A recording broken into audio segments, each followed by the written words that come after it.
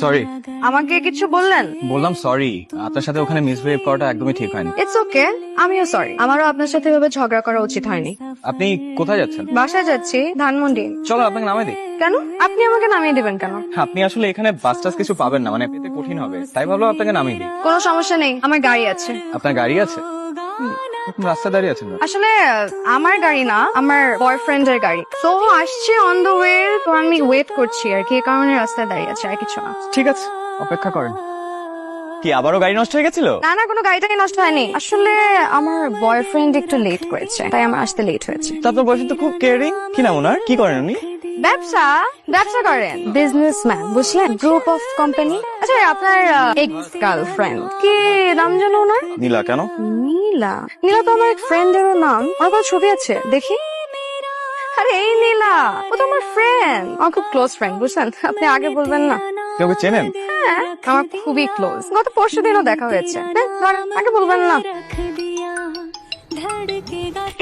Hello. Hello, কেয়া? আমি আবির। হ্যাঁ আবির, বলেন না, এত রাতে ফোন করলেন যে? আপনি কি ঘুমিয়ে পড়েছিলেন? না না, ঘুমাইনি। আসলে এখন আমি আমার বয়ফ্রেন্ডের সাথে কথা বলি তো। আসলে আপনার কাছ থেকে একটা হেল্প দরকার। আপনি বলেছিলেন না নীলাকে চেনেন? নীলা? কোন নীলা? আরে আমার এক্স গার্লফ্রেন্ড।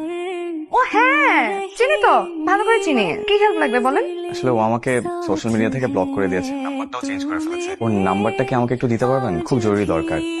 ওর নতুন নাম্বার আমার কাছে নেই। নাই? তাহলে একটু ম্যানেজ করে দেন না, আপনার সাথে তো ওর প্রায়ই দেখা হয়। ঠিক আছে ঠিক আছে, দেখি পারলে ম্যানেজ করে দেবো। ঠিক আছে, থ্যাংক ইউ। নীলার নাম্বার লাগবে। কি ম্যাডাম, আপনাকে না বয়ফ্রেন্ড দিয়েছে? ও একটু দেশের বাইরে গিয়েছে, বিজনেস ট্রিপ আর কি। তো আপনি এখানে কি করেন? আপনার জন্য অপেক্ষা করছিলাম। আমার জন্য অপেক্ষা করছেন মানে? আপনি নীলার নাম্বার আমাকে দিবে বলেছিলেন না, কই নাম্বার দেন। এক্স এর নাম্বার দিয়ে কি করবেন? কথা বলবো, রাগ ভাঙাবো। নীলাকে এখনো অনেক ভালোবাসেন, তাই না? খুব, জানেন ওকে ছাড়া আমি রাতে ঘুমাতে পারি না, আমি কিছু খেতে পারি না।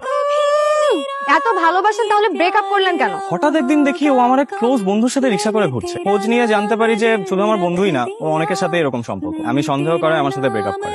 এরপর থেকে আসলে কাউকে বিশ্বাস করতে পারি। তারপরও নীলাকে ভালোবাসেন? ভুল তো মানুষই করে, তাই না? তাই বলে তো সব শেষ না, ভুল শুধরে নেওয়া যায়। বাহ, আপনাকে বাইরে থেকে অনেক রাগী মনে হলেও ভেতরে ভেতরে কিন্তু আপনি মানুষটা খুব ভালো। এবার আপনার গল্প বলেন। আমার আবার কিসের গল্প? আমার কোনো গল্প নেই। তাহলে বয়ফ্রেন্ড নিয়ে বানিয়ে বানিয়ে গল্প কেন বলেন? আমি কোনো বানিয়ে বানিয়ে কথা বলিনি, আমার বয়ফ্রেন্ড আছে। না ম্যাডাম, নেই। আমি আপনাকে বললাম না, আমি কাউকে বিশ্বাস করি না। আপনার ব্যাপারে খোঁজ নেওয়া হয়ে গেছে। পরিবারে গার্জিয়ান বলতে মা ছাড়া কেউ নেই, তার উপর একটার পর একটা বিয়ে ভেঙে যাচ্ছে। তার প্রতি সমাজের দৃষ্টিভঙ্গি একটু আলাদাই হয়, সবাই সুযোগ নেওয়ার চেষ্টা করে। আরে আপনি এখানে? আপনাকে নিতে আসছি। কেন? ঘটনা কি? আপনার আমাকে নীলার নাম্বার দেওয়ার কথা ছিল না, দিলেন তো আর না। দিব, কিন্তু আমার একটা শর্ত আছে। আপনি রোজ এভাবে আমাকে নিতে আসবেন এবং দিতে আসবেন। রাজি? ডিল। ডিল। চল।